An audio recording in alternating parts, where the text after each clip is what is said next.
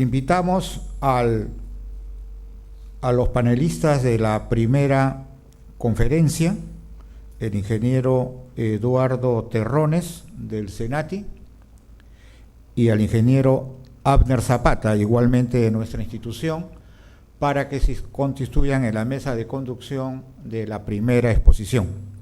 Son los que llevarán adelante el control de los tiempos para los expositores y la canalización de las preguntas correspondientes. Igualmente, invitamos a constituirse en la mesa al ingeniero Andy Álvarez, que será nuestro primer expositor. El tema: soldando tuberías de acero cromo molibdeno. Será desarrollado por el ingeniero Andy Álvarez. El ingeniero Álvarez es ingeniero de materiales, egresado de la Universidad Nacional de Trujillo. Adicionalmente, en su perfeccionamiento, ha obtenido diferentes grados. Es inspector CBWI, ¿no? Y adicionalmente es inspector de construcciones metálicas nivel 3. Es inspector también de ensayos no destructivos, partículas magnéticas, tintes penetrantes, ultrasonido, radiografía industrial, todo lo que tiene que ver con los ensayos no destructivos aplicados especialmente a la soldadura. Cuenta con una experiencia de más de 7 años en asesoría y supervisión de trabajo de soldadura en los distintos sectores industriales donde la ciencia de la soldadura se aplica. El sector minero, agroindustrial, pesquería, metalmecánica, es decir, todas las empresas que realmente mueven la economía de nuestro país. Es pues un profesional con la formación, perfeccionamiento y experiencia. Invitamos al ingeniero Andy Álvarez a iniciar su exposición soldando tuberías de acero al cromo molibdeno. Recibámoslo con un fuerte aplauso. Muy agradecido y un poco entusiasmado por estar en esta jornada internacional de soldadores. Espero poder apoyarles a ustedes en su formación, quizás darles un poco más de conocimiento. Más que todo orientado, la presentación la he orientado un poco más a darle una explicación de lo que ustedes normalmente realizan, como trabajo como soldadores, como inspectores. Espero aclararle varios temas que ustedes pueden tener en este importante rubro que es lo que es la soldadura de tuberías cromo molibdeno. Bien, este es un breve un resumen de lo que nosotros vamos a tratar el día de hoy, algunas definiciones, y vamos a entrar de lleno en lo que es netamente las aleaciones termoresistentes, su comportamiento y la influencia del cromo molibdeno en este tipo de aleaciones. Bien, primero podamos empezar a hablar del acero, ¿no? Nosotros conocemos en la actualidad mucha variedad de materiales caracterizados por diferentes propiedades, y lo cual está en función de sus distintos elementos aliantes y composición química que esos pueden tener. Como verán, el acero es una aleación hierro-carbono, ¿no? Esa es la definición correcta que nosotros podemos tener, y existe ciertos niveles de porcentaje que estos varían, ¿no?, en lo que respecta al carbono, para lo que es darle sus diferentes propiedades mecánicas que esto puede tener dependiendo del uso que el acero vaya a tener, ¿no? Nosotros, como hierro, el hierro en sí no es un elemento estructural, no tiene las características propias para poder desarrollar o utilizarse en lo que es estructuras. Por eso el carbono en cantidades muy pequeñas lo que hace es darle la resistencia adecuada, ¿no? Ahora, como hemos definido, el tema de los aceros es una aleación hierro-carbono. En algunos casos en particular, específicamente en lo que son los aceros, por ejemplo, intersticiales, libre de intersticios, el carbono se considera como un elemento contaminante. Por ejemplo, lo que nosotros utilizamos o conocemos en los autos, el material, las láminas que ustedes pueden ver en todos los autos son este tipo de acero. Son los tipos de acero IF, ¿no?, que tiene muy poca cantidad de acero para poder darle un nivel de embutido bien alto, para que se pueda conformar y la acabada sea muy brillante, ¿no? Y también tenemos otros casos como los aceros inoxidales ferríticos, que en particular el acero, en este caso el carbono, también se considera una impureza, por decirlo así. Y estos se encuentran netamente en lo que es partes por millón, o sea, cantidades muy pequeñas, ¿no? Bien, entonces como definición los aceros tienen que tener como mínimo, bueno, un 50% de hierro. El resto es elementos aliantes, tenemos cromo, níquel, como vamos a ver a continuación, ¿ya? Lo único que quería detallar acá que el carbono en algunos casos puede considerarse una impureza, ¿no? ¿Qué elementos salientes tenemos o que existen en la actualidad? Es una infinidad bastante alta. En lo que es aceros estructurales o aplicaciones muy particulares, tenemos por ejemplo elementos como el cromo, el molibdeno, níquel, wolframio, niobio, vanadio, titanio, aluminio, silicio, etcétera, etcétera, etcétera, que varían en porcentajes de 0.01% hasta 10, 20, 25%, dependiendo de la aleación y la aplicación que pueda tener. Cada porcentaje, cada variación o combinación de ellos te da un distinto tipo de acero. O sea, ustedes imagínense la cantidad de materiales o aceros que existe en la actualidad, ¿no? Bien, en lo que respecta a los aceros cromo-molibdeno, como bien dice su nombre, los elementos aliantes principales en este tipo de aleación es el cromo y molibdeno. ¿Y cuál es su particularidad? ¿Qué es lo que en realidad hacen este tipo de aliantes en el acero? Lo que hacen, por ejemplo, lo que es el cromo, el aluminio y el silicio, es formar óxidos. Estos óxidos lo que se hacen es depositarse sobre la capa superficial del material, impidiendo que en este caso, como vamos a poder observar, en lo que respecta a aceros, cromo, molibdeno, que su aplicación principal es a alta temperatura, ahí lo que se genera es que la temperatura acelera un proceso de corrosión, el cual el principal elemento es el oxígeno. Entonces, para evitar que el oxígeno ingrese al material, estos aliantes generan estas capas protectoras para evitar que el oxígeno empiece a adentrarse al material y empiece a generar lo que es la oxidación. Por eso estos elementos son importantes que estén en el material si es que la aplicación, por ejemplo, va a ser alta temperatura. Entonces, ¿qué es lo que hacen? Forman óxidos refractarios densos, o sea, protectores, y se quedan adheridos a la superficie para poder bloquear la difusión del oxígeno. Esa es su principal función con respecto a la temperatura, ¿ya? Algunos óxidos que nosotros podemos tener: óxido de cromo, la alúmina, óxido de aluminio, y la sílice, óxido de silicio, ¿ya? Aquí vemos, por ejemplo, algunos efectos que ustedes sería importante que lo sepan, porque a veces vemos aceros aliados al vanadio, al titanio, al níquel, y nosotros simplemente lo que hacemos es ver cómo se suelda. Pero si ustedes pueden tener una noción de lo que hace cada elemento aliante, quizás podrían tener un poco más de cuidado en lo que es la soldadura o la reparación de este tipo de acero. Por ejemplo, el cromo, ¿no? Lo que hace es mejorar la resistencia, dureza, resistencia al desgaste, ¿no? Dureza en caliente, previene la oxidación, lo que le expliqué por la formación de óxidos, ¿no? Y lo más importante también, reduce la oxidación a alta temperatura. El molibdeno igualmente aumenta la tenacidad, ¿no? Aumenta también la resistencia del material y por ende también aumenta la resistencia del material. En lo que es el cromo y lo que es molibdeno, estos tienden a alta temperatura a formar óxidos internos, a precipitar como carburos, y por ende también mejoran lo que es la resistencia a la abrasión o a que pueda tener la tubería internamente. El titanio también forma carburos, endurece por precipitación de carburos. Niobio también igualmente. Manganeso, su aplicación principal es mejorar la tenacidad, ¿no? Los aceros al manganeso son muy tenaces, aumenta también la dureza.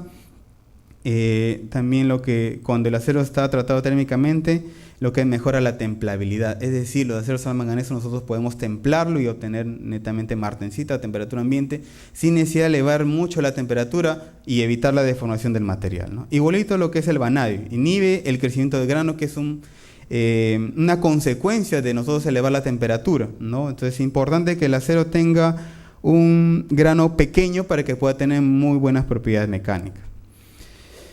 Una clasificación de los aceros. En realidad existen muchas formas de clasificarlo, pero yo he tomado una en particular que según la ICI, lo que es el Instituto de Acero, ¿no? y Hierro, Instituto Americano de Acero y Hierro, American Iron and Steel Institute, y lo que es en comparación con SAE, donde clasifican en función a su composición química, que es una clasificación muy buena, que se puede identificar muy fácilmente los distintos tipos de aceros, ¿no? Por ejemplo, lo que es los aceros al carbono. Por ejemplo, ustedes deben haber escuchado un SAE 1010, un SAE 1020, que son casi las equivalentes a los ASTM, que esa es otra clasificación, otra nomenclatura de los aceros. Acá tenemos, por ejemplo, si nosotros podemos ver en el mercado un SAE 1010 por un SAE 1020, nosotros podemos, por ejemplo, catalogarlos acá, como ustedes pueden ver, que en este caso corresponderían los aceros no resulfurizados, ¿no? Aquí la clasificación, y así sucesivamente. Ahora, esta clasificación ahí sí también nos da una idea de lo que es el porcentaje de carbono que existe en la aleación. Por ejemplo, un SAE 1045, que es algo muy común que ustedes puedan encontrar, ¿no? Que entraría en lo que es esta clasificación, donde el porcentaje de carbono, estas siglas de acá, lo multiplicamos por este porcentaje y nos indica el porcentaje de carbono aproximado que se encuentra en el acero. No es exacto, siempre hay un rango, pero le da una idea de ser mediano, bajo carbono y por ende los cuidados que yo debo tener para soldar. En lo que respecta a los aceros aliados, nosotros tenemos, por ejemplo, distintos tipos en función al elemento aliante primordial o principal en el acero. En este caso, por ejemplo, los aceros al cromo molibdeno tenemos la serie 41XX. Ustedes habrán escuchado, por ejemplo, los aceros 4140, 4340, los BCN, los BCL, corresponden a esa categoría, ¿no? En realidad, como podemos observar, entonces, cuando ustedes puedan encontrar un tipo de acero con esa nomenclatura, ya se imaginan los cuidados o qué aleación es la que debe tener. Y así sucesivamente tenemos aceros al cromo, vanadio, tungsteno cromo, silicio cromo. En función de distintos tipos de nomenclatura, yo puedo identificar cuál es cuál, ¿no? Ahora, ¿cuáles son los usos de los aceros al cromo molibdeno? Es muy variado, ¿no? Es muy variado. Como ustedes han podido observar, desde los 4040 que se utilizan en lo que es eje de transmisión, ¿no? Hasta lo que es tuberías, ¿no? Dependiendo. Ahora, en esta charla solamente vamos a hablar de la aplicación en lo que es tuberías, ¿no? Aquí vemos unas aplicaciones de los aceros cromo molibdeno: caldera, recipientes a presión, intercambiadora de calor, válvulas, ductos, ejes, chasis, ¿no? Y esto nos da la idea, por ejemplo, de la variedad y del rango de aplicaciones que tiene. Por ejemplo, lo que es chasis de moto, de carreras, de lo que es bicicletas de alta montaña, se utiliza lo que es aleaciones de cromo molibdeno para la resistencia. Un poco ahora se ha reemplazado por el aluminio, pero igual lo que es la estructura principal del timón es hecha de cromo molibdeno, ¿no? Bien, entonces como podemos observar, la principal aplicación vemos es resistencia y temperatura, ¿no? Entonces eso es lo que nosotros vamos a hablar ahorita. Hablemos netamente de lo que es tuberías cromo molibdeno. Las aleaciones o el rango de composición química de los aceros cromo molibdeno se encuentran acá.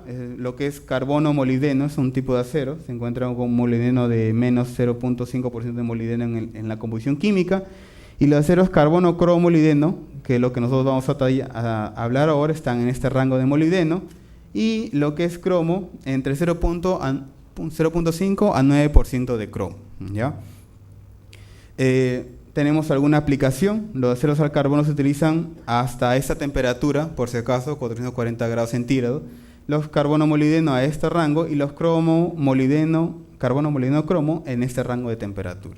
Como pueden observar, mientras se adicionan más elementos, en este caso cromo molibdeno, la temperatura de trabajo lo que hace es aumentar. Es decir, nosotros podemos trabajar con ese material a ese rango de temperatura sin el peligro, al menos inmediato, de perder sus propiedades mecánicas, que es lo que nos interesa finalmente, ¿no?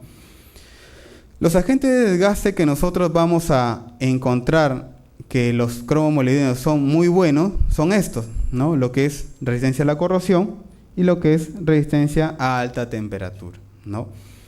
Como podemos ver, si nosotros vemos que un material se oxida rápidamente, es decir, parte de su material base se va a degradar, es decir, su sección va a empezar a adelgazarse, por ende ese material va a fallar muy tempranamente, si se oxida. Y lo que es temperatura, ¿cómo es que la temperatura influye? Muy aparte que la temperatura también está relacionada a la corrosión, ¿no? Porque la temperatura favorece a la aceleración de la corrosión en lo que es aceros cromo molibdeno, ¿no? La temperatura lo que hace es que el material expuesto a altas temperaturas empieza a desarrollar una deformación que en un cierto nivel de horas o días, meses, años tiende a fallar, ¿no? Y eso nosotros llamamos como el término la termofluencia o el creep. Como ustedes pueden ver acá esta imagen, solamente a manera de ejemplo, este es por ejemplo una falla en una tubería cromo-molibdeno, donde aquí, justo aquí, hay un cordón de soldadura y por aquí inicia una falla por termofluencia, ¿no? Entonces viene otra pregunta, ¿qué es la termofluencia, ¿no? Ahora, para explicar esto vamos a poder ver, quiero que vean esta gráfica, ¿no? Aquí por ejemplo vamos a observar, tengo 3 flechas, ¿no?, que ustedes pueden ver, donde por ejemplo vamos a ver cuál es el comportamiento de los distintos tipos de aleaciones, ya sea acero al carbono, acero cobalto, aceros al níquel, a molibdeno, cromo, cómo se comporta en lo que es, por ejemplo, conforme va aumentando la temperatura, esta línea de acá es temperatura de trabajo y esta de acá es lo que es resistencia última a la tensión. Entonces, nosotros podemos observar que mientras más aumentamos la temperatura, exactamente todas tienden a caer en lo que es su resistencia a la tensión, ¿no? Entonces eso está claro. Entonces vemos que la temperatura sí influye en lo que es la resistencia a la tensión. Ahora, vamos a hablar netamente, a identificar el comportamiento de los aceros al carbono. Miren, está acá, ¿no?, en esta línea, y conforme aumenta la temperatura, tiende a bajar muy drásticamente. Acá vemos, por ejemplo, esto de acá corresponde a los aceros inoxidables, esta segunda flecha, corresponde a un acero 316, por ejemplo, como podemos observar, se comporta un poco mejor a lo que es el efecto de la temperatura. Y vemos, por ejemplo, en la flecha de arriba, en esta superior, que por ejemplo, esta es una aleación 5% de cromo, trabajada en caliente, donde vemos que tiene mucha mejor propiedad mecánica y su comportamiento tiende a ser mucho mejor en lo que respecta a la temperatura. Entonces, por ende, nos da una idea de que las aleaciones al cromo tienen mucha mayor resistencia a lo que es la termofluencia. Pero también nos dice que la temperatura afecta definitivamente en lo que es la resistencia a la tensión. Entonces, ahora nos preguntamos, ¿qué es la termofluencia o el CRIP? Que es la definición que ustedes pueden encontrar. La termofluencia es la deformación plástica que puede sufrir un material a temperatura elevada y durante periodos largos de tiempo, ¿no?, lo cual hace que a esfuerzos menores a su límite de fluencia el material pueda fallar. Aquí les puedo simplemente detallar para que ustedes tengan una idea. Los aceros se comportan de 2 maneras, elásticamente y plásticamente. En la zona elástica, es decir, si yo al material lo deformo hasta un límite que se llama el límite de fluencia, que está acá, si yo lo deformo en un esfuerzo menor a el material se va a alargar, pero lo quito la deformación, va a regresar a su forma. Ahora, esta zona de acá, pasada un esfuerzo mayor al límite de fluencia, cuando yo lo deforme, va a quedar deformado. Ahora, ¿qué efecto causa la termofluencia? Que, por ejemplo, esfuerzos menores a este límite de fluencia, el material pueda deformarse plásticamente y hasta incluso pueda romperse. Eso es lo que hace la termofluencia. Es decir, es un efecto nocivo para este tipo en lo que es aplicaciones a alta temperatura, ¿ya? Por ejemplo, miren acá, vemos el material, vemos que se va formando un cuello, igual como nosotros cuando traccionamos un material, y simplemente está sometido a esfuerzos menores a lo que es su esfuerzo de fluencia, pero ya fracturó el material, ¿no? Ahora, la termofluencia tiene 3 etapas. Tenemos la primera etapa, que lo que es esta de acá, cuando se empieza el material a trabajar. Vamos a observar acá, primero vamos a explicar que estos son los ejes coordenados. Tenemos lo que es tiempo y tenemos lo que es deformación, ¿no? Por si acaso, esta línea de tiempo, o sea, la termofluencia no se da en un día, 2 días, o sea, puede pasar años. Por eso normalmente el tiempo está basado, o los rangos, en 10.000 horas, 20.000 horas, 30.000 horas, que son los rangos normales para la evolución a termofluencia. Ahora, estas 3 etapas son las que se dan en un acero que está sometido a termofluencia. Tenemos la primera etapa que empieza a deformarse y, como pueden ver, empieza un aumento de la deformación, ¿no? Pero tiende a minimizarse, o sea, no sigue hacia arriba, sino tiende a bajar un poco. ¿Por qué? Porque como empieza a deformarse, el material tiende a endurecerse por naturaleza propia, por presencia de dislocaciones, etcétera, etcétera. En la etapa secundaria, en la etapa 2, la segunda etapa, ya viene un balance entre lo que es la deformación, ¿no?, y lo que es el ablandamiento. Aquí es casi una tendencia lineal, ¿no? Ahora, esta zona es la más importante y se puede considerar una de las zonas este valor de la pendiente, que vendría a ser lo que es deformación versus tiempo, que vendría a ser velocidad mínima de fluencia, es un valor muy importante para el diseño de lo que es tubería, por ejemplo en plantas nucleares, para saber exactamente cuánto tiempo me va a durar esa tubería, para yo poder tener las precauciones para yo reemplazarla antes que ocurra termofluencia, porque sí o sí va a pasar termofluencia. Lo que puedo controlar es cuándo, ¿no? Cuándo podría pasar para yo tomar las medidas del caso. Y la tercera etapa ya viene a ser cambio de microscópico, recristalización, formación de microcavidades, microgrietas, falla del material. Esas son las 3 etapas que se dan en lo que es la termofluencia, ¿no?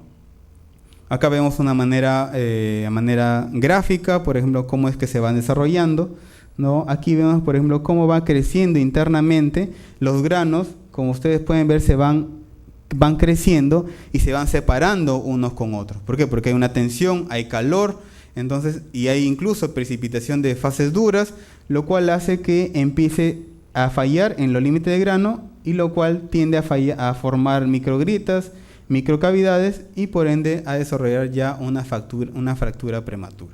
Eso es lo que pasa en la termofluencia, ¿no?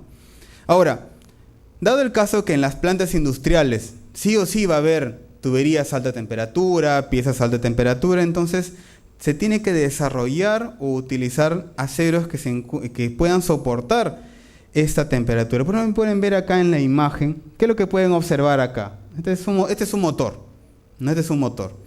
Si fuera un acero común y corriente y que trabaje a este rango de temperatura, que está prácticamente rojo vivo, estamos hablando de casi 800, 900 grados, o sea, un acero común y corriente simplemente fallaría, colapsaría.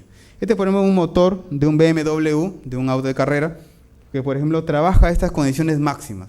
Entonces, por ende, aquí se ha tenido que utilizar una aleación, de repente cromo-molibdeno o una superaleación, que tenga la capacidad de ser termorresistente, ¿ya?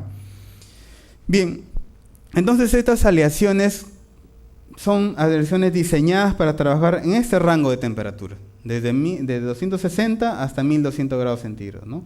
Entonces, además poseen resistencia a la formación de cascarilla, que es la oxidación, ¿no? Lo que le dije, formación de óxidos que tienden a adherirse.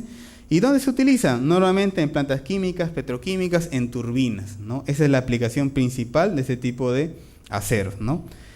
Entonces, aquí viene a tallar algo muy importante, lo que hablaba sobre el tema de los elementos aliantes. Aquí los elementos principales son el tema del cromo, el tema del aluminio, el silicio y el molibdeno, ¿no?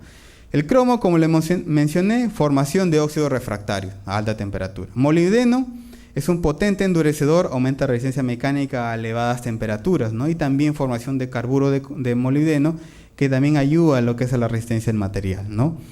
Estos dos elementos, cromo más molibdeno, juntos mejoran la resistencia mecánica a elevadas temperaturas, evitando el problema del creep y la fisuración por hidrógeno, ¿no? Entonces, ahora también yo puedo adicionar ese tipo de elementos aliantes, titanio, vanadio, molibdeno, nitrógeno, que ayudan a mejorar refinación de grano, mejora las resistencias, etcétera, etcétera, ¿no? Entonces, como ustedes pueden ver, estos son elementos que tienen mucha variedad de aleación. Entonces, ya se imaginarán los cuidados que hay que tener para lo que es el soldeo, que eso vamos a hablar brevemente, ¿no? Aquí vamos a poder observar más o menos, para que ustedes se den una idea, cuáles son los rangos en los cuales trabajan diferentes tipos de materiales, dependiendo de la temperatura de trabajo. Por ejemplo, con temperaturas hasta 150 están los polímeros, el cobre puro, aleaciones aluminio, ¿no? Con temperaturas entre 150 a 400 también vemos algunos polímeros o plásticos, por decirlo así, pero ya son algunos plásticos de la calidad termoestables, que son que tienen cierta dureza, cierta resistencia a altas temperaturas, ¿no? Tenemos, por ejemplo, también algunas aleaciones al magnesio, ¿no? Que solamente soportan hasta 200 grados. También tenemos ya en un rango un poco más amplio aleaciones de aluminio, cobre, carbono manganeso, que tienen este rango de temperaturas. Y en el rango entre 400 a 600 ya hablamos de lo que son las aleaciones cromo-molibdeno, en lo que es tuberías, en este rango de composiciones químicas. También algunos aceros inoxidables, en este caso los martensíticos, que te aguantan hasta 500 centígrados. Y también otros tipos de aleaciones, como ven, los cromo-molibdeno no necesariamente son los que tienen la resistencia máxima. También tenemos algunas aleaciones, por ejemplo, lo que es los aceros aliados al cobalto, ¿no? Los Stellite, que soportan hasta 1000 grados centígrados. Son algunas aplicaciones en siderúrgicas normalmente, donde aplicamos ese tipo de materiales, ¿no? Y también algunos materiales refractarios como el wolframio, molibdeno, niobio, que también se utilizan hasta 1000-1500 grados centígrados, ¿no? Estos materiales son muy especiales para aplicaciones muy puntuales, ¿no? Ya se consideran, tienen un comportamiento más que un cerámico que un metal, ¿no? Pero se considera un material metálico. Entonces, como ven, hay una variedad importante de aleaciones que nosotros podemos utilizar en distintos tipos de aplicaciones dependiendo de la temperatura en que se vaya a trabajar. Ahora, aquí tenemos, por ejemplo, algunas temperaturas de servicio a las cuales se pueden utilizar los distintos tipos de aceros, y quizás con esto nosotros estemos más familiarizados según su clasificación ASTM, ¿no? Por ejemplo, lo que normalmente se utiliza en lo que es agroindustrias, en lo que es plantas químicas, en lo que es petroleras, tenemos los ASTM A335 grado P11 o P22, que son los aceros, las tuberías más comunes que nosotros podemos encontrar en el medio, ¿no? Esas son, la P11 y la P22, que es lo que más encontramos en todo lo que es aplicaciones, ¿no? De turbinas, calderas, etcétera, etcétera, ¿no? Y acá vemos, por ejemplo, lo que les comentaba, una clasificación dependiendo ya de su porcentaje. Estos son aleaciones nominales de lo que tiene este tipo de aceros, y este es en función a sus grados, donde podemos clasificarlos dependiendo si es con lo que le comentaba, carbono molibdeno, cromo molibdeno y lo que son los aceros inoxidables, ¿no? Como vemos, aquí hay un límite muy cercano entre en los aceros al cromo y aceros inoxidables por el porcentaje de carbono y níquel que estos presentan, ¿no? Acá también vemos una composición química característica de todo ese tipo de aceros, ¿no? Por ejemplo, vamos a ver, por ejemplo es un acero que se utiliza normalmente también como aporte para soldar los P22, por ejemplo el 2.25 cromo 1 molibdeno, donde vemos que su porcentaje de cromo está entre 1.9 a 2.6% de cromo, y de molibdeno entre 0.8 a 1.13, es una composición bastante característica de este tipo de acero. Bien, acá también tenemos unas propiedades de algunos tipos de materiales. Su rango de resistencias oscilan entre 414 megapascales a 621 megapascales. Su límite elástico también tenemos en 207 a 450, y su elongación entre 18 a 30% de elongación, ¿no?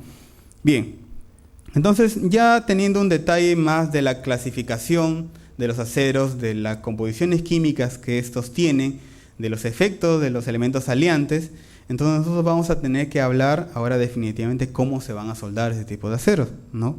Porque eso es lo más importante. Ahora, una característica importante de este tipo de aceros es que todos tienen bajo porcentaje de carbono. Hay distintas variedades de alternativas para soldar estos procesos, en lo que es MIG-MAG, en lo que es tubular, electrodo revestido, y en lo que es TIG. Existen todas esas variantes.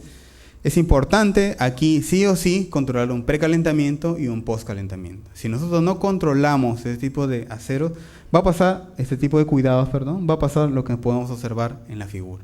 Se fisura automáticamente. ¿Por qué? Porque es un acero con muy buena resistencia, con elementos salientes muy importantes, lo cual necesita un precalentamiento para lo que es disminuir la velocidad de enfriamiento, ¿no? Ahora, lo que normalmente se utiliza, y bueno, se sugiere siempre, porque bueno, no siempre se ha dado, es que lo que es tuberías, cromo molibdeno, siempre el primer pase sea con TIG, que es lo ideal, ¿ya? Y a experiencia mía, todos los cromo molibdeno yo sugiero que se hagan con cámara de purga, ¿no? Como han podido ver aquí esta es por ejemplo la calificación de un procedimiento donde se utilizó argón puro para lo que es la cámara de purga para evitar la oxidación de este aporte, de esta raíz. Hay que tener en cuenta que, como les comenté, existe un límite muy cercano entre un cromo molibdeno y un acero inoxidable, por la presencia del cromo. El cromo tiende a oxidarse, y si hay oxígeno en cantidad en la zona, va a tender a oxidarse. Sugerencia, todas las tuberías cromo molibdeno que tengan pase raíz TIG, tienen que usar cámara de depurador para asegurar una raíz limpia y buena, ¿no? Ahora, esto también, definitivamente, el precalentamiento y el postcalentamiento ayudan a lo que es la fisura, a disminuir la fisuración por hidrógeno. Por eso los materiales de aporte que nosotros utilizamos para este tipo de materiales son de bajo hidrógeno, netamente son básicos, ¿no? Bien, ahora, es importante también que nosotros podamos tener un control y saber con qué tratamiento ha venido ese tipo de acero para no poder excedernos con los tratamientos que nosotros podamos hacer durante la soldadura. De repente estos vienen con un tratamiento de revenido, tratamiento quizás de temple, etcétera, etcétera, para ver cuál es la condición inicial que nosotros vamos a poder utilizar para lo que es el soldeo de este tipo de tuberías, ¿no? Bien.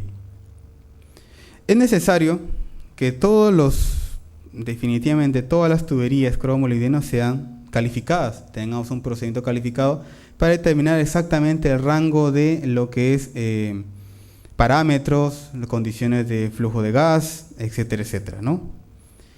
Ahora, hay normativas, hay especificaciones que nos dicen cuáles son las recomendaciones que yo puedo utilizar para el soldeo de estos tipos de materiales, ¿no? Tenemos dos grandes grupos, en este caso los materiales de base similar, es decir, que yo sueldo un cromo-molibdeno característico y utilizo un aporte similar en composición para soldarlo. Y bueno, cuando tengo dos materiales diferentes, ¿no? Un cromo-molibdeno de una aleación, un cromo-molibdeno de otra aleación, ¿qué material de aporte yo puedo utilizar? Eso nosotros lo podemos especificar, podemos hablar, y eso está estipulado en la misma especificación. Ya, en este caso la D10.8, la AWS, te da unos parámetros de qué materiales de aporte tú tienes que utilizar en función de la combinación de materiales base que tú vas a tener. Si en este caso hablamos de materiales base similares, ¿no? Podemos utilizar simplemente una composición química en lo que respecta a material de aporte similar, ¿no? Simplemente que no debe tener una resistencia mecánica menor a lo que es el material base, es algo común que se estila, ¿no? ¿Y qué pasa si nosotros tenemos distintos materiales base y los vamos a unir?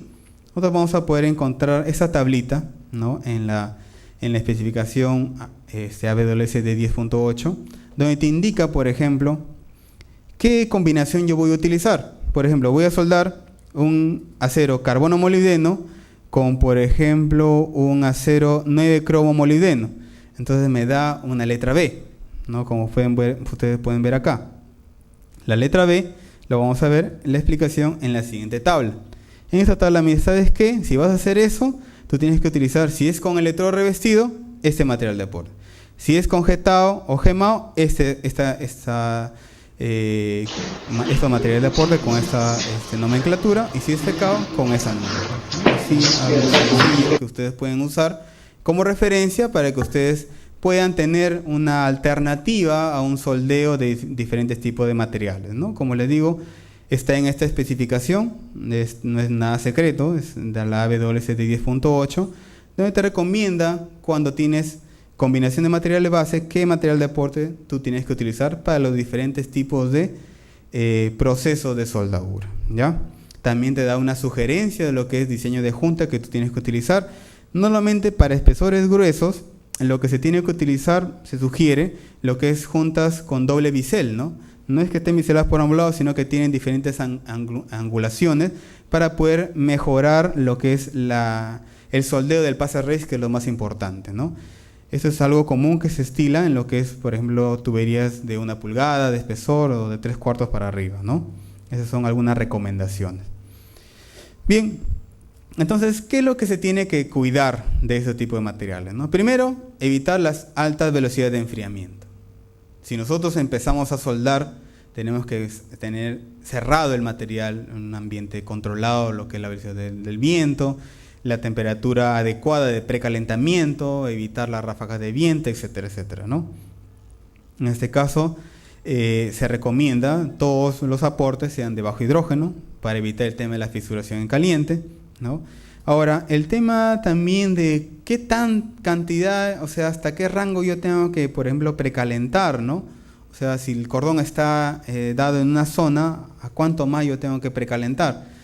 Aquí en lo que es la norma te indica que no debe ser menor a 1 pulgada del lado del cordón. Nosotros precalentamos, pues, como sugerencia, entre 20 y 25 centímetros a cada costado del cordón, ¿no? Dependiendo, para poder asegurar una temperatura continua. Ahora, algo importante que nosotros debemos tener es que si, por ejemplo, me dicen, ¿sabes qué, ingeniero? Pero si aquí me dice en esta tabla que la temperatura de precalentamiento de un cromo molibdeno está, por ejemplo, a 150 grados o 200 grados de precalentamiento, ¿cómo yo hago la cámara de purga en lo que es tuberías de que son 7 metros para acá? ¿Cómo yo hago lo que es la cámara de purga?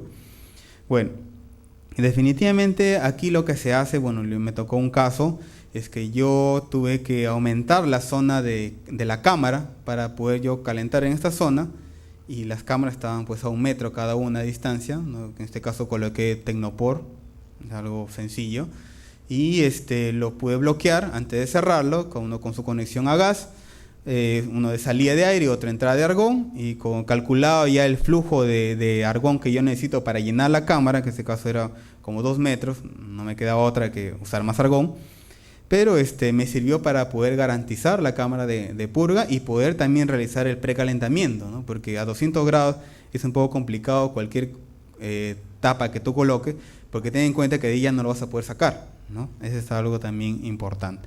Ya después el Tecnopor, pues con la limpieza que se hace con la tubería está montada, pues sale sin ningún problema, ¿no?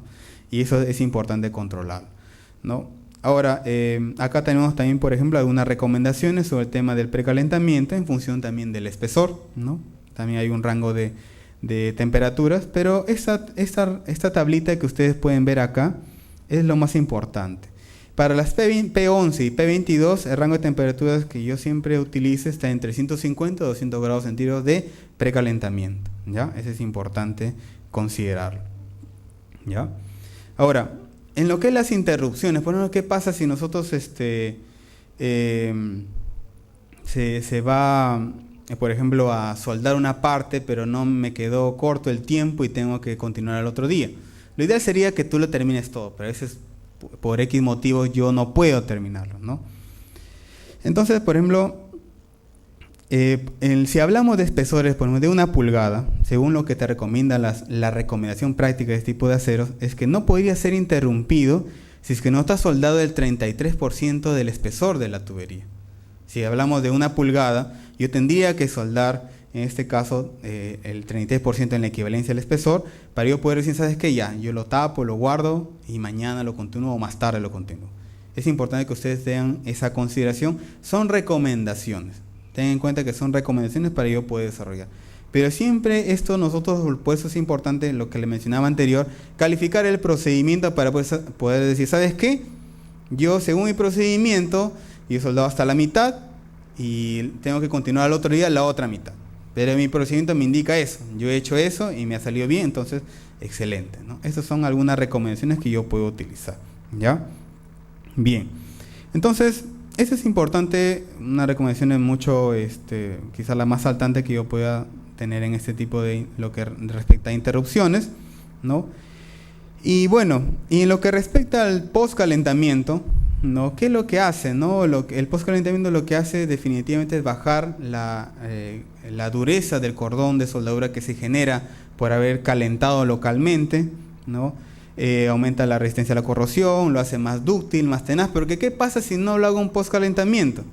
Esta zona se queda dura y por ende ya no fallaría por termofluencia, sino quizás por un tema de fatiga térmica o sobrepresión, y siempre tiende a fallar, o por esa dureza tiende a fallar por el cordón de soldadura. Entonces por eso es importante hacerle un postcalentamiento, ¿ya? Aquí tenemos unos rangos de temperatura que ustedes pueden utilizar como referencia para que se tengan de cómo es que se realiza el postcalentamiento. Miren, para lo que es los aceros más comunes, el rango de temperatura de postcalentamiento está entre 650 a 750 grados centígrados. Es una temperatura bastante alta, lo cual yo tengo que mantenerlo con una rampa de calentamiento que también está especificada por unos 2 o 3 horas de mantenimiento para poder homogenizar la temperatura a todos los lados del cordón, y recién con un rango de una rampa de enfriamiento para poder garantizar un enfriamiento lento en este tipo de tubería. Todas las tuberías cromo-molibdeno tienen que hacerse su postcalentamiento. ¿Para qué? Para bajar lo que es el nivel de dureza y darle ductilidad a la junta después de soldado, ¿ya? Ahora, algo importante que también sirve o también se utiliza en lo que es o para qué sirve el postcalentamiento es que tiende a disminuir el nivel de hidrógeno difusible en la junta. Como ustedes pueden observar acá, por ejemplo, miren, aquí tenemos una curva, ¿ya? Este es contenido de hidrógeno difusible, nivel de hidrógeno difusible, ¿no? Aquí vemos, por ejemplo, dos materiales, uno ha sido calentado a 300 grados por media hora y otro ha sido calentado a 625 grados por 2 horas. Como ustedes pueden observar, si yo puedo contrastar a lo que es a una distancia, esa es distancia de lo que respecta al cordón de soldadura, para yo poder medir el nivel de hidrógeno, me indica, por ejemplo, que el acero que ha sido calentado a 625 grados centígrados por 2 horas tiene menor cantidad de hidrógeno difusible, lo cual es una ayuda para poder minimizar el tema de lo que es una fisuración a futura por hidrógeno difusible, ¿no? Los elementos para lo que es el precalentamiento tenemos inducción, que es algo que sugiero porque es mucho más limpio, mucho más rápido y si es en todo el espesor del material. Y también tenemos por resistencia, que también se utiliza para lo que es el calentamiento y tratamiento post-soldadura. Los aportes que nosotros podemos utilizar y tenemos disponibles para todas las aplicaciones cromo-molibdeno son estos en lo que es TIG y también lo que es en electrodo, ¿no? Que es lo más común que se utiliza. También tenemos en MIG, pero esto es lo que más resaltante que quizás ustedes lo puedan conocer, ¿no? Tenemos el TIG-FIL, el TIG-FIL 225 cromo-molibdeno, que es para el P22, igual que con el Hexa 9018B3, que también se utiliza en combinación. Yo hago pase raíz TIG y relleno y acabado con este tipo de material, ¿ya? Aquí, por ejemplo, ya finalizando, les muestro un pequeño resumen que hice, en este caso para una aplicación, un procedimiento donde se consideró utilizar, este era un ASTM A335 grado P22, Schedule 100, donde el pase raíz, se hizo 2 pases de raíz con este aporte, TIG-FIL 225 cromo 1 molibdeno de 332, y el relleno de acabado se utilizó en lo que es un aporte de 1/8 para minimizar el tema del crecimiento de la zona SAC, el head input y poder calificar este procedimiento. La temperatura de precalentamiento 180 a 250 y la temperatura de postcalentamiento 670 a 720 grados centígrados que se utilizó para esta calificación. Esto se hizo en un trabajo para una agroindustria, quedó muy bien. Bueno, hicimos el procedimiento, calificamos también procedimiento de soldeo y también procedimiento de reparación, ¿no? Al soldador se lo calificó en posición 6G para poder garantizar todo tipo de juntas que podamos encontrar, ¿no? Bien, ese sería todo, amigos. Muchas gracias por el tiempo y espero poder aclarar varios puntos. Gracias. A la mesa para algunas preguntas. Bien, agradecemos la documentada y técnica exposición que nos ha entregado el ingeniero Andy Álvarez. En la carpeta que les han entregado se les han puesto unos formularios para que escriban sus preguntas. Pueden hacerlo en este momento y con el personal de apoyo en planta, en sala, hacerlo llegar al panelista. Mientras tanto, el control de esta parte la asume el ingeniero Eduardo Terrones. Adelante, Eduardo. Buenos días con todos, estimado Andy. 2 puntos observé en su presentación respecto a lo que es aceros, ¿no? Tubos de acero cromo-molibdeno. Primero fue que vi una prueba en tubería con cámara, ¿no? La vi sellada totalmente y tengo una consulta, ¿no?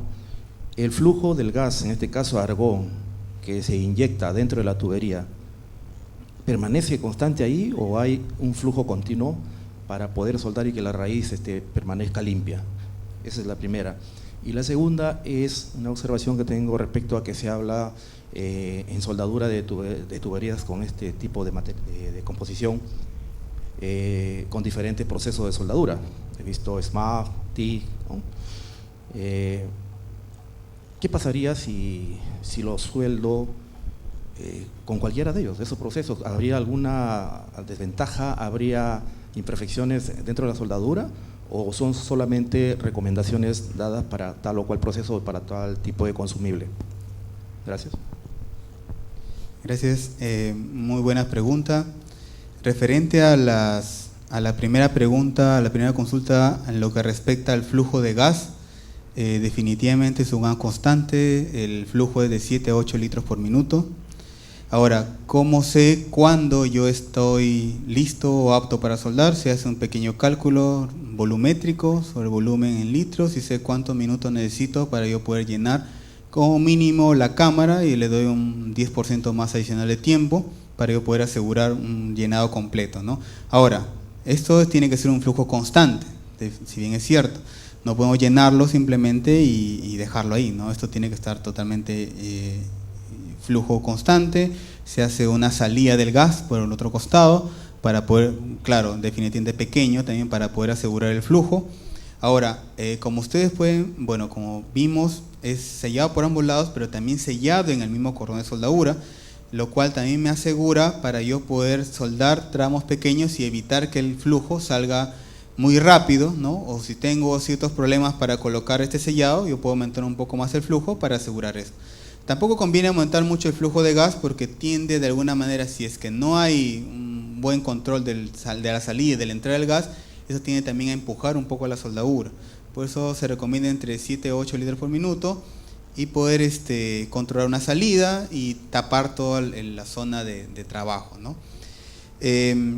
Definitivamente esto es algo que se hace para todo, ¿no? El sellado del cordón se utiliza en el proceso mismo y en la misma calificación, es el mismo procedimiento, ¿no?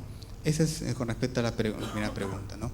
Ahora, con respecto a la segunda pregunta, en lo que es tuberías cromo-molibdeno, como sabemos que por ahí va a pasar flujo de vapor, en este caso alta presión, lo cuales tienden a generar turbulencia. Entonces, como manera de sugerencia para poder nosotros encontrar un procedimiento adecuado y que califique de acuerdo a las exigencias de las normas, lo que es ASME B31.1, B31.3, necesitamos que la raíz sea continua y libre de cualquier imperfección. Entonces, la manera y el proceso más adecuado para obtener una raíz sana y libre de defectos es el proceso TIG. Si bien es cierto, se puede hacer también con procesos electrorevestidos, pero va a generar mucho trabajo y mucha pericia del soldador. Por eso 100% nosotros recomendamos que sea con TIG el pase raíz y el relleno ya acabado con cualquier tipo ya de proceso TIG, netamente es electrodo, MIG-MAG o alambre tubular, ¿no? Bien, muchas gracias. Solo para acotar ahí de que cuando se hace cámara hay que tener en cuenta la entrada y la salida. La entrada posiblemente tendría que ser en la parte inferior y la salida en la parte superior. Esto porque posiblemente el gas que ya está siendo degenerado en ese momento quedaría hacia abajo, en la superficie, y por lo tanto no saldría y contaminaría la raíz. Sin embargo, entrando el flujo en la parte inferior estaría llevando todo y sacando por arriba el gas, ¿no? Esa es la manera como se trabaja en cámaras, cuando se hace cámaras para soldar con un proceso, sobre todo TIG, MIG, ¿no?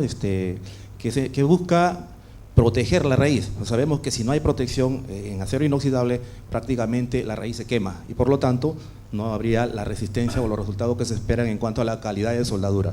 Bien, tenemos una pregunta del señor Humberto Timaná Romero. Humberto Timaná Romero, ¿por dónde está?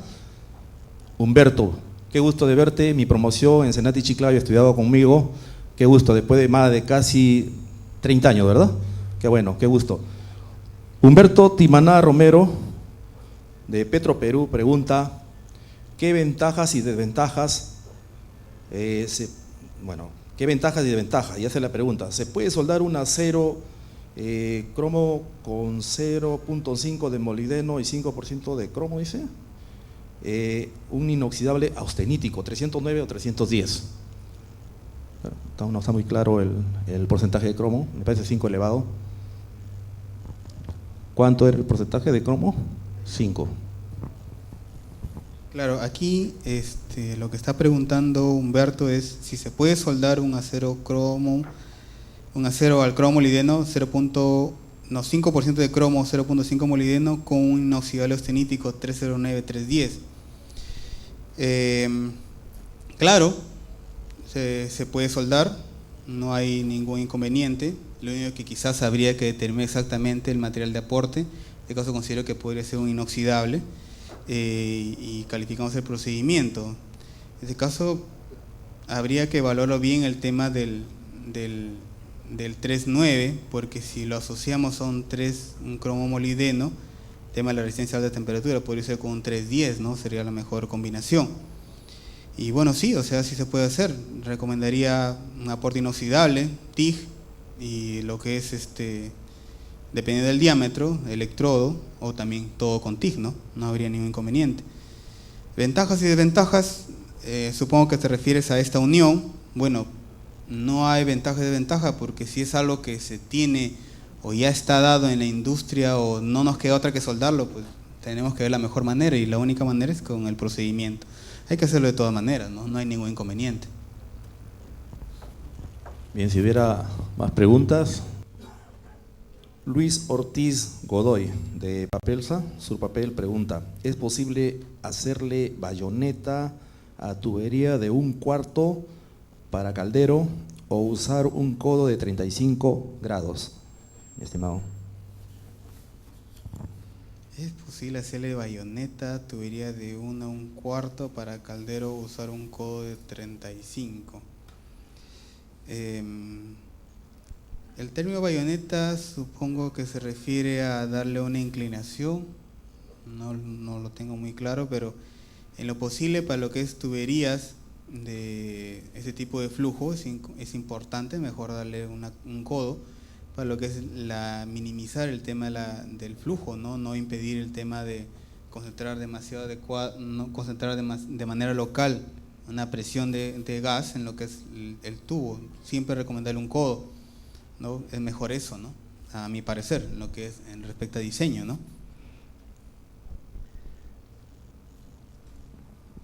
Juan José Buiza, de Muebles y Amoblados, hace la pregunta: ¿qué tipo de electrodo hay para soldeo de cromo en tuberías mayores de 6 pulgadas? En mayores de 6 pulgadas, se refiere a lo que es espesor, mayores de 6 pulgadas. Supongo que, bueno, debe ser diámetro, ¿no? En lo que es tubería de 6 pulgadas, bueno, tenemos la que yo he calificado en lo que es, si es una P11, puede ser un TIG 103 con hexa 8018B2. Si es un P22 de este diámetro, puede ser un TIG 2.25 cromo 1 molibdeno y con un hexa 9018B3, que son los aportes más adecuados para el tipo de aplicación. Si es que lo que se aplica en lo que es electrodo y en lo que es TIG, ¿no?